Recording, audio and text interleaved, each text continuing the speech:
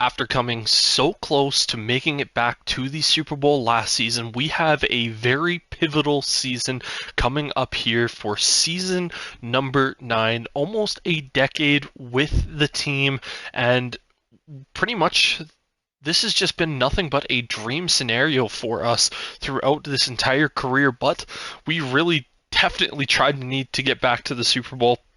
Taking a look here at what happened in the last episode, the Minnesota Vikings winning their first Super Bowl ever with Eric Agnew, their middle linebacker, winning Super Bowl MVP. Will Lincoln was the only quarterback really that was better than our quarterback Lance Clyde, but Kevin O'Connell got Coach of the Year for the Vikings. The Cowboys took both offensive and defensive player of the year. I think that's back to back, or that's not the first time that we've seen that combo potentially win it. I'm just trying to go back here. Maybe it is. There we go. Micah Parsons and CeeDee Lamb both won it in 2025. But taking a look here, how many how many awards does CeeDee Lamb have and Micah Parsons? So CeeDee Lamb has one Offensive Player of the Year. There is his second. Micah Parsons has his second Defensive Player of the Year, or his first Defensive Player of the Year, and CeeDee Lamb has his third Offensive Player. Nothing there. Nothing there. Micah Parsons with his second Defensive Player of the Year award. Nothing there, nothing there. And then the third and fourth, respectively, for each of them. Actually, might be third. Might have just miscounted there. But regardless, welcome back, everyone. We have a lot to do here in this season just to try to improve the team. Just taking a quick look at some of the retirements. I'm not really going to go down too much into it, but yeah, funny enough, Connor Williams, one of our first centers in the series. Lloyd Cushenberry. Again, I know I said I wasn't going to go too deep into it, but there are some guys there that I saw. Yeah, so just taking a look here. Anyone of note, George Kittle retires the Raiders. Ed Oliver retired. We did have Dawson Knox for half the season last year. He ends up retiring. DK Metcalf retired with the Cardinals. But yeah, so let's get into our first stage of the year and see the players that we need to re-sign if we are going to bring back anyone. So now we are here at the free agency period, and we now have to decide on a bunch of our former first round picks. Again, we did have that one year where we had 5 first rounders, and that was basically I think it wasn't the year directly after the Super Bowl, but it was the year directly after our first Super Bowl, or our only Super Bowl appearance, and that's one of the reasons why we have such a quick rebuild here. But we're definitely going to keep Bryce Jefferson. We want him to stay on because, again, running backs are kind of one of those weird things where you don't really pay them. Luke Wilson, again, he has been fairly good for us, so let's try to keep him around for another year. Just on top of that, we will get back to Martin Emerson. But Deshaun Richard also looking for that one. Yeah, I'm going to take the fifth-year option. A lot of these fifth-year options, but Brandon Flathery, I'm not going to pick up his fifth-year option just because, again, he's just been nothing but a backup for us. We're probably going to try to make him a starter this year. Same thing with Connor McCain. He's been good, but he still has that normal, and he does show some level of interest in re-signing with us. Theo Barry, again, he's a backup, but Elijah Hart, probably going to be looking away from him. Just taking a look here, 76 overall. We don't really have a ton of money to just kind of throw around here at the moment, so I'm not really going to be too worried about trying to bring him back. We can always look in free agency if we want to bring him back. Just kind of taking a look here. Anyone that really sticks out? Not really. DeJuan Jones, maybe this 1 year just to kind of continue this decent level of play, $7 million. This offer's perfect. Can't wait. Okay, perfect. So we got our we got our starting right tackle here at the moment. Definitely not going to be bringing back Roquan Smith, even though it is incredibly tempting.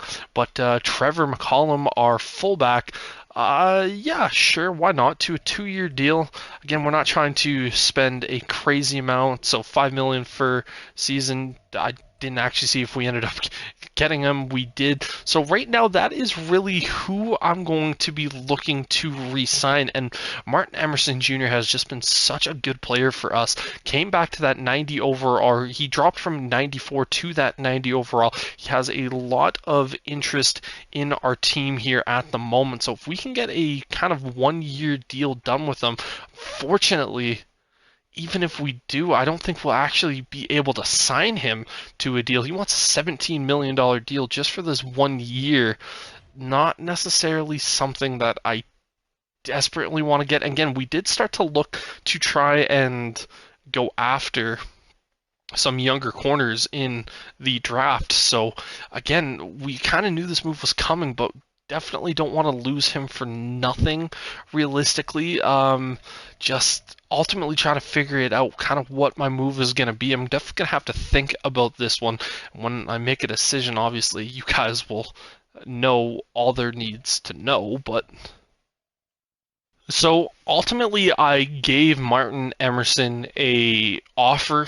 Didn't really like it. Wanted to test free agency, and I'm kind of okay with that because I ultimately wanted to see what the franchise tag was going to cost for him in this, and it's $24.8 million. So essentially a $25 million contract just for 1 year with an aging corner. So ultimately, with how good he was last season, it's going to be a little bit bittersweet to see him go, but I do think we're going to allow him to walk just because, again, we only have the $15 million in cap space, and we are going to realistically going to have to try to get some replacements here on our team, potentially going into the free agency.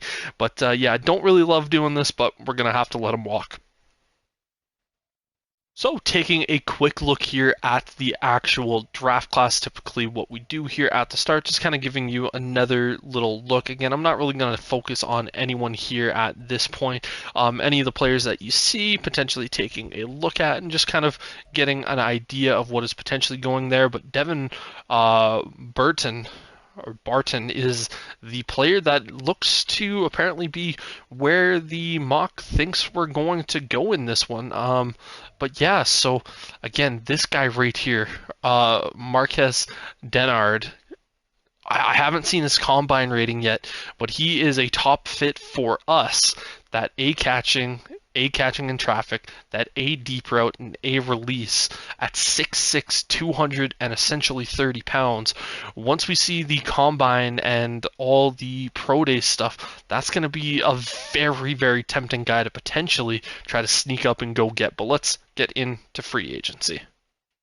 So we have two guys here in free agency that we are arguably looking at here. Trayvon Diggs, one of the top kind of corners at getting interceptions, at least for years and years and years in real life, and potentially for the Cowboys in the sim. I didn't really take a look at it, but he is a scheme fit for us, and he's very interested in coming here at 81 overall at 34 years old. Again, we definitely have a younger secondary, at least in the corners, but we still kind of need a little bit of veteran leadership. But yeah, trying to just make sure that we still have some elder statesmen in there to kind of help out there.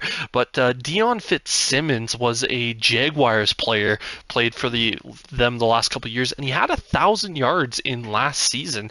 78 overall. He is a scheme fit. One of the things that I'm definitely going to try to do with Lance Klein is give him nothing but playmakers, or at least try to get playmakers, unless we can get top end kind of draft, or like a drafted player that looks really, really good. But yeah, just continuing on there, and just he does show some interest. We're trying to get him onto that 2-year type of deal, but let's see if we get any of those guys. Actually, before we do that, let's take a look here at some of the top 100. Lamar Jackson is officially available for free agency, so I guess Baltimore Ravens aren't going to have their franchise quarterback, so we're probably not going to see them as often into the Super Bowl unless they just had someone immediately prepared. But Jalen Johnson and Martin Emerson both available. Again, we would love to go after Martin Emerson Jr. yet again to try to bring him back. But that $17 million per year was just kind of hitting us. Sam Cosmi, one of the guys that we have just had for years and years and years. He was a staple at the start of the series. Yeah, he's out there on the free agency board, but he's potentially willing to try to come back to us. But 33 overall, just didn't have the money. Jalen Hurts is available. Justin Herbert, Chase Young, Jesse Bates, Javon Adams, again, just a creative player. 84 overall, 25-year-old free safety. Again, a nice, phenomenal looking left guard here, but unfortunately we don't really need offensive line. But yeah, here are some of the top end guys just available here at the particular moment.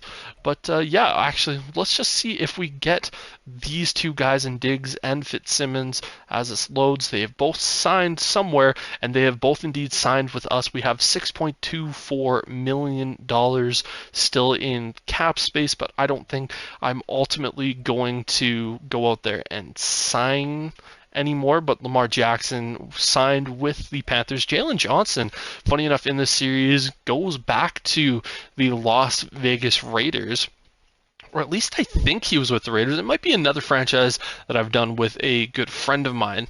Yeah, so he did ultimately go to the Raiders, and he is essentially re-signed with the Raiders. So he's going back on a 1-year deal. Again, the Raiders actually trying to load up on their secondary, so they could actually be a pretty scary looking team. But yeah, so those are our two guys. But let's continue on and potentially move to the draft unless we make a move. We are officially at the 2032 NFL Draft. The Chargers hold the first overall pick. I did attempt to make a trade with them. There was something I could do to get it.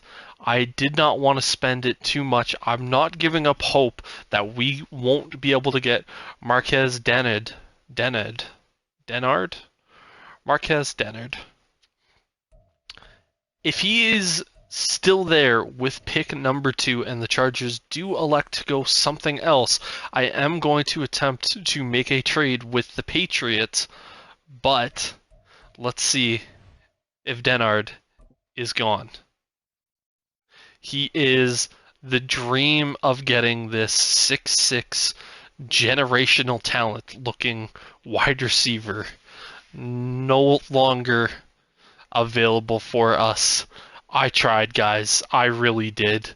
There was one trade that involved me giving up 3 first-round picks and more. I couldn't do anything more than that. Like the trade that I was hoping to get done, I said to myself, this is as high as I can physically go, and I can't. And even then, I was thinking to myself, I don't even know if I want to make that trade. So tried to get Denard, but he is a Charger. Let's see what the Patriots are going to do. They end up selecting Mac White, the right tackle out of Michigan State. So the next pick we are going to see is our own, as per usual. So with the 30th pick in the draft, we are going to select wide receiver Josh Meadows. And when I tell you that for me it was between him and another player, the point, I had to go onto my phone and do a coin flipper just to see who I was going to draft, because I liked 2 guys so much, and I'm still going to try to get that other guy. That's the thing. But Josh Meadows, he is going to be one of our next star receivers on this team. Again, just trying to build. He does have that hidden depth trait, so hopefully he's even better. But man, this was not an easy pick for me to make. So our next pick in the draft happens to be another wide receiver. So we're really starting to load up there, especially on the playmakers. But this time we selected TJ Watkins from Alabama. This was another guy that I was taking a look at in the draft. He wasn't the other guy that I thought was going to go. Unfortunately, he went in the first pick in the second round. So the Chargers took 2 of the players that I really wanted in this draft. So needless to say, I really don't like the Chargers here at the moment. This will be the last pick that I show in this particular draft. We will come back and take a look at the full draft board and then our draft picks as well.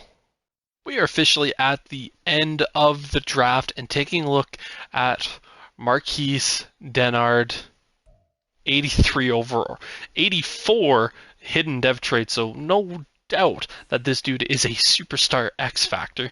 Can't wait to see, but yeah, taking a look here at some of the draft, these are what the top 10 picks look like, so some pretty decent ones. Um, Eric Terry, only a 71, so maybe not necessarily the greatest pickup there, but taking a look here, Isaiah Wharton, 78, Jarius Cox, another corner at 78, Josh Randolph, 78, Marvin Powell, JP Chamberlain, that was another player that I was heavily taking a look at here throughout this draft prospect, but TJ Watkins, one of our second round picks, so actually, let's get into this one right here, taking a look here at our draft board. Both of our wide receivers at the top end were both 76 overall. We do know, however, Meadows has that hidden dev trait, but our second round pick in Antonio Conway, he happens to be a 75 overall and just a normal. So again, one of those picks where I was trying to see what I could get out of him in this one, but just okay. And then Nate Logan, I don't have many misses in the third rounds, but this is just a clear one. But Malcolm Greenwood, I took another wide receiver, so we are really loading up that room. He is a 75 overall. Again, I just took some flyers on some running backs, but this defensive end, Nathan Shepard, he's only a 62 overall, but he does have a hidden dev trait. I'm not saying he's going to be anything spectacular or anything, but it's something to definitely keep an eye on. So unfortunately for us in this draft, pretty much the only good players that we got were wide receivers and a corner. Other than that, this was a pretty rough draft, and to be perfectly honest, I don't think this was necessarily an even that great draft. But let's take a look here at the Chargers. We know obviously they got Denard, but Dwight O'Neal, this was the corner that I was looking at. Again, he has that zone archetype. He is only a 75, so isn't much better than what we currently have, but they also went for 3 wide receivers in this particular draft, kind of noting that this was a really good wide receiver class. But yeah, this one, that's gonna hurt right there. So as we are making our way for our final cuts, we ultimately are making a trade. We are sending away Connor McCain, who, again, at this point, I think is definitely going to start falling to the wayside with either the free agents that we've brought in or the draft picks that we've made. So we might as well try to get as much value as we can from him. And I decided to go out there and try to see what I could get. And we ultimately got a first round pick from the Cincinnati Bengals, giving us 2. I used a pick that I got from the Baltimore Ravens when we made a trade in during the draft, and then I also threw in a 2034 sixth round pick as well. Ultimately, I feel like this is pretty good value, just again getting younger at the position, and we're definitely going to be a hell of a lot cheaper than what McCain's going to be when he goes up for his so well, technically this was his last year with us, so but yeah, losing an 81 overall, but he was only a star. But we have so many young players for us coming up at that position. I just felt this was necessary. So just taking a look at the draft before we take a look at our team here, we have a guy from North Dakota State, kind of the continuing on with that trend that's basically just the Alabama of Div 2, but some decent looking players here at the top. Definitely a lot of edge rushers, it appears.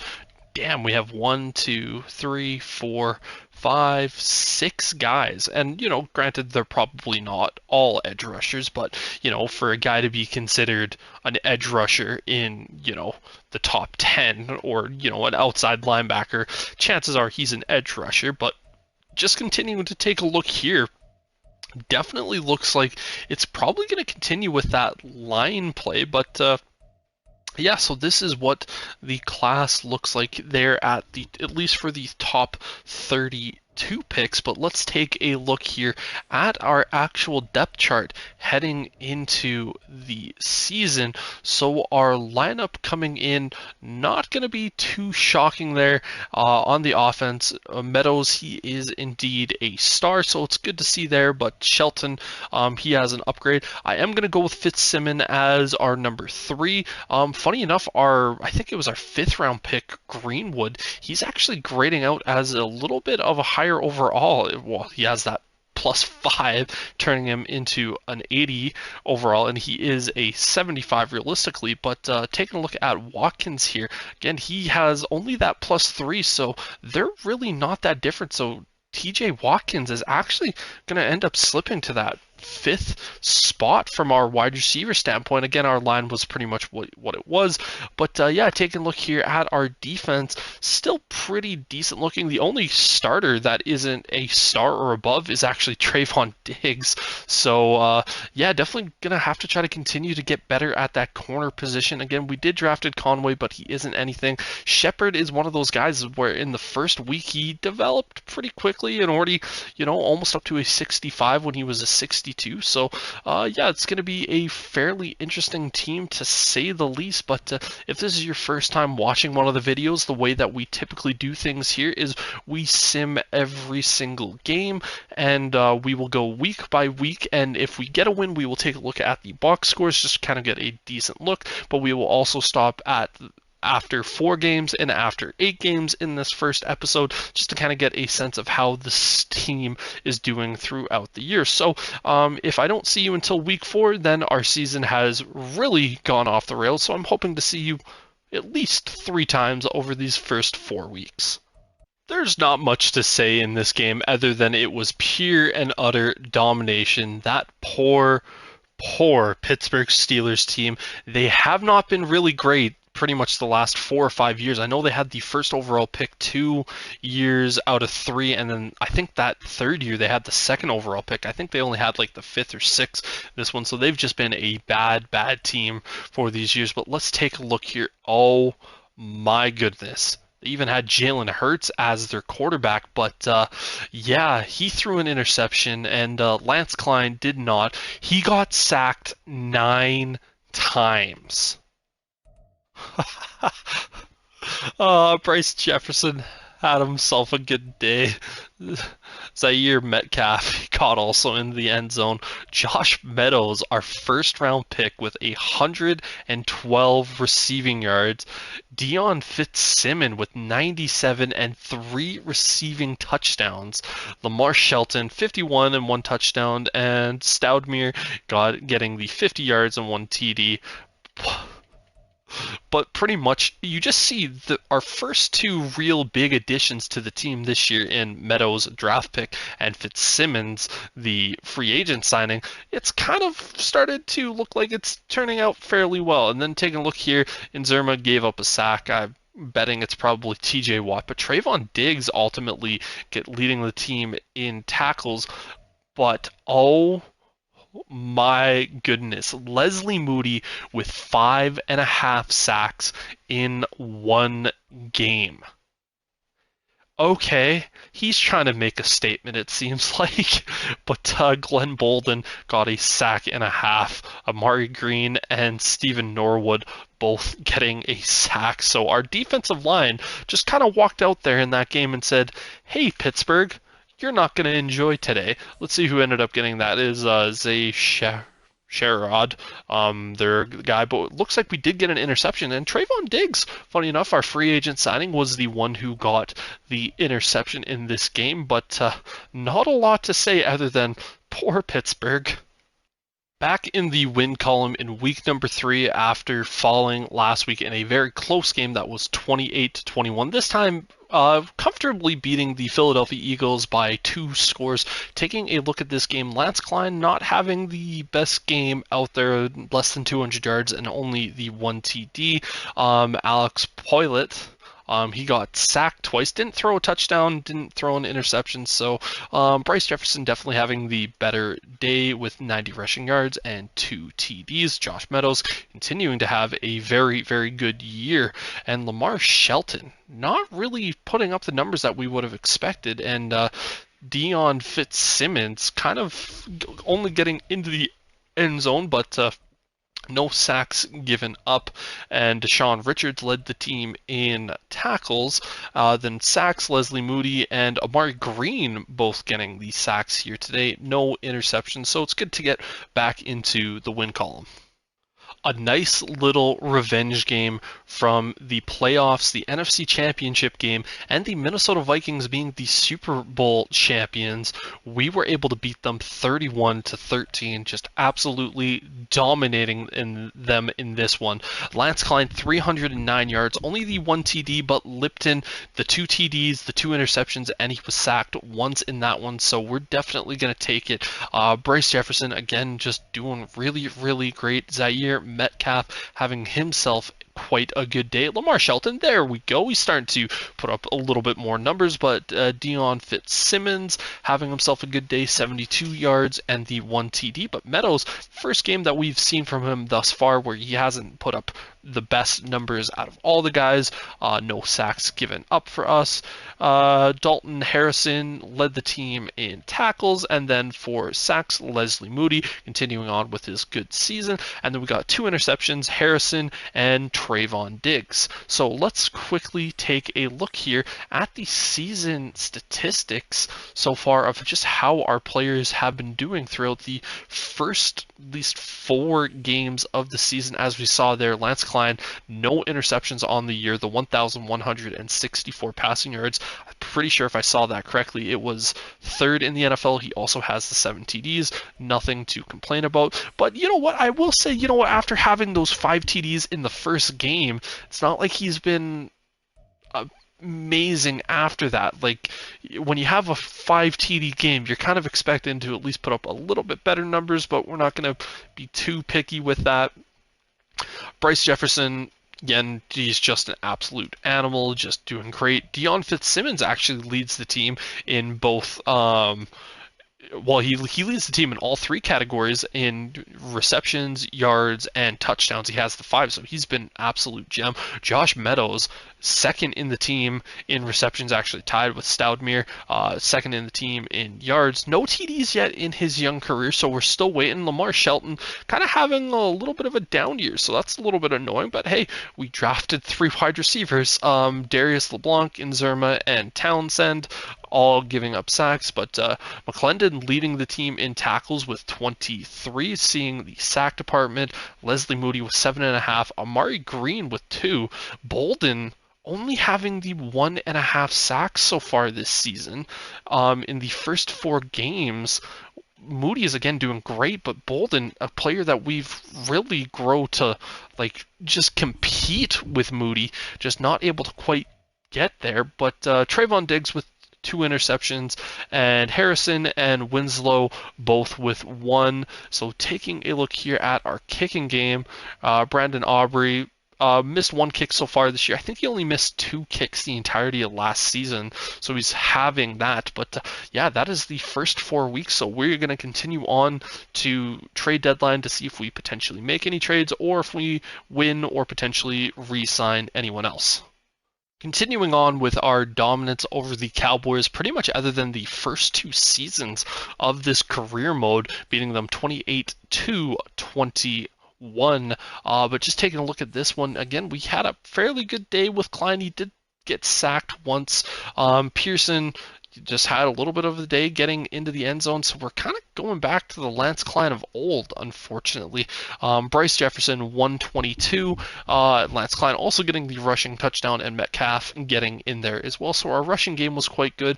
Yeah, the receiving game just really didn't get off here today against the Cowboys. Bryce Jefferson really had himself a great day getting the lone receiving touchdown. But yeah, just kind of average all around the board. I'd say the 1 sack given up by DeJuan Jones. Then taking a look here at some of the players, Jeffrey Whittington led the team in tackles what feels like for the first time in today's game. No sacks for us getting there and no interceptions. So a little bit of an awkward day for our defense and our offense, but hey, a win is a win. Second time we've faced the Eagles this year, and we get a second win over them. This time in even better fashion than we did first time this season, beating them 35-17. This is kind of looking a little bit more like some of the stat lines that we were having a ton of last year. So taking a look here at the stats, Lance Klein, the 3 TDs, did have the 1 interception. Pollitt, the 1 TD to 2 interceptions, and was also sacked 4 times. So a little bit better of a day from all of our guys. We had some rushing touchdowns from McCollum and from Dyson, but some great yardage on the ground from Jefferson. Receiving game, Lamar Shelton, 156 yards, 2 TDs. Bryce Jefferson, again, we are still waiting for Meadows to get his first touchdown of the year, so still taking a look at that, but days like that are not going to help his case whatsoever. And Amari Goodwin getting in there. So, okay, our receivers, other than Shelton, really didn't do much. So taking a look here at the defensive side, Richard led the team in tackles. Taking a look here at the sack department, Gordon Goodrich with the 2, Leslie Moody and Bolden both getting 1. So it's good to see Bolden getting some sacks. And then Gordon Goodrich with an interception. Same thing with Harrison. So a good day all around. So we are at the trade deadline, and we have made a trade sending DeJuan Jones and a 7th round pick to the Miami Dolphins for their 2nd round pick in this year's draft. I'm going to be quite active during this trade deadline, sending away some players that we can probably just find a little bit more room with, because I need to build up some cap space so that I can potentially sign one of the players that I'll show you once I'm done making all of these trades. So one of the other trades we are now also making is sending Townsend to the Panthers for their young guard, Whitehead, and a 4th round pick. But the beautiful thing about our new right guard coming into the team is he's going to be a little bit more expensive just in terms of the contract from what we have here at the moment, because I believe Townsend was only costing us like 2 something million, but no, not Coleman, but taking a look here at Whitehead, he is a superstar, so he is only going to get better. He's only 22 years old, so only real good things could probably come from this. And yeah, one of the big reasons why I ultimately elected to potentially move on from Townsend is because he was going to be a free agent at the end of the year, and unfortunately we just didn't really have the money to afford him, and we need to figure out a way to keep Leslie Moody on this team for a very long time, because I am not allowing him to go. At the end of the season, he's likely going to be the Washington Commanders all-time leader in sacks, something we will definitely take a look at, but we are not losing him. And frankly, I just kind of looked at it and said, if I had to lose either of those guys, I was going to trade away Townsend to get younger at that position, or get a handful of picks, and we got younger and a pick, and we are going to, without a doubt, make sure that Leslie Moody is going nowhere. So just before we continue, just taking a look here at our new kind of updated offensive line. Whitehead is going to be our new right guard, and Coleman is going to be our new right tackle. This was the guy that was kind of backing up Townsend, who just developed into an absolute stud in his rookie year. And Flathery, we're going to be losing at the end of the year anyways, because I just don't see a reason to keep him. I could probably trade him, but I just don't think I'll get that much for him. But yeah, Coleman, definitely a good looking player. He has the size for a tackle as well at 6'5", 310 pounds. So why not use him there? Continuing on with our good run of form, this time beating the Baltimore Ravens, who were also in the Super Bowl last year. So we're essentially just going on a revenge tour, it appears like, this season. We beat them 35-28. Taking a look here, they have Jordan Love as their starting quarterback, but Lance Klein, the 3 touchdowns and the 1 interception. He did get sacked once, but Jordan Love got sacked twice in this one. So taking a look here, Jefferson continuing on just being great. McCollum having having another decent day as a fullback. Fitzsimmons with the 93, Meadows with the 62, and then Shelton only with the 28, but still good. We're still looking for Meadows' first touchdown in the NFL, I'm thinking, so we're just hoping that he can get there. Taking a look who gave up the sacks, that is Morrow, our center. Then taking a look at our defense, Richard led the team in tackles. He's done that, I think, two or three times this year. Leslie Moody with a sack, and Amari Green also with a sack, no interceptions. Always nice to finish off the last game of the episode with a win. This time we beat the Cincinnati Bengals 28-24. Taking a look at this game, Joe Burrow having the better game in terms of touchdowns, but Lance Klein having the better day in terms of yardage. Joe Burrow was sacked indeed one time during this. So taking a look, Jefferson again just doing Jefferson things. We did have 3 rushing touchdowns, one for Jefferson, one from Metcalf, and one from McCollum. He's actually having a pretty good year when it comes to getting into the end zones. We paid him last year. Dion Fitzsimmons just having another good game. This was a phenomenal pickup for us. 159 yards, the 1 TD. Lamar Shelton again also playing well. Zaire Metcalf actually getting some good yardage there. Meadows not really having a great game, so we're definitely going to want to see a little bit more from him as of late. No sack, or actually, pardon me, the 1 sack given up. Rashawn Coleman getting his first sack ever given up in the NFL. Whitington leads the team in tackles. For sacks, Stephen Norwood was able to get there and no interceptions, but that is 8 games on the year for us. So let's take a look here at the halfway mark for stats on this particular season, and just seeing here, 5th and 12th, but 4th in passer rating. So Klein, again, has only the 2 interceptions so far this year. Does have the 15 passing touchdowns. Can he do better? Without a doubt.